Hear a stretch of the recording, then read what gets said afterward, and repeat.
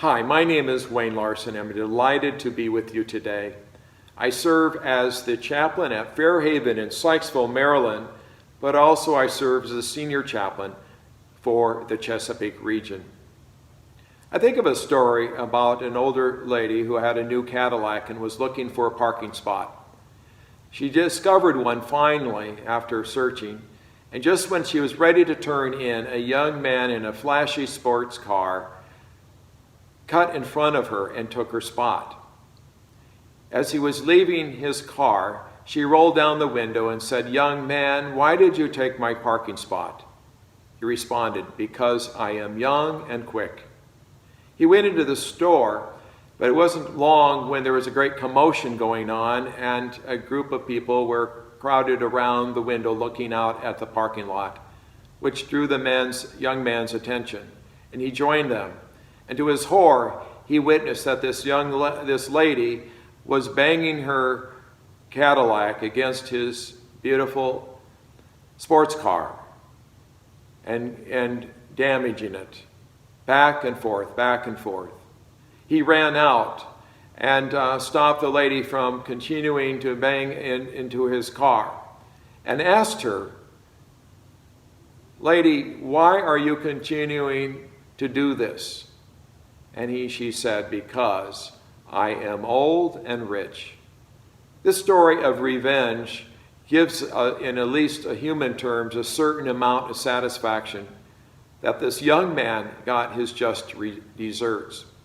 Yet we know, as people of faith, revenge is not the answer and only leads to more anger and hostility. I'm reminded of a passage of Scripture found in Genesis, beginning in the 37th chapter, that reflects an amazing story of grace and forgiveness.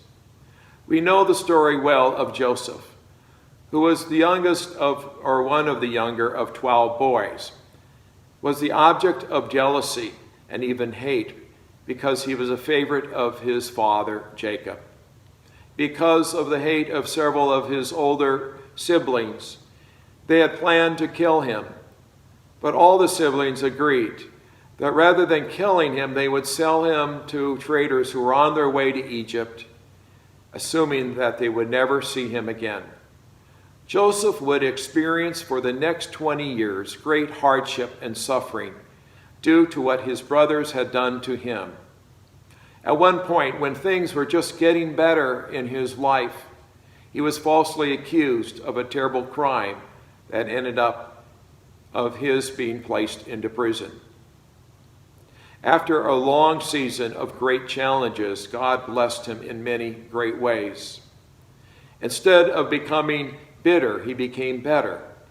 He eventually was appointed to one of the most prominent, powerful government positions in Egypt, managing its food supply during a great famine.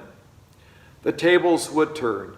Because of the famine, his brothers would come to Egypt seeking food at the bequest of their father, Jacob.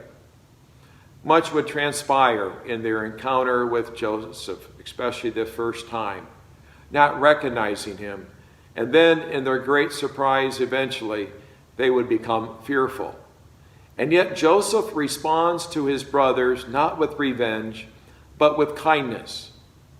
And while their brothers are grateful and relieved, they are wary of the underlying motives of Joseph, not sure exactly if he truly forgave them.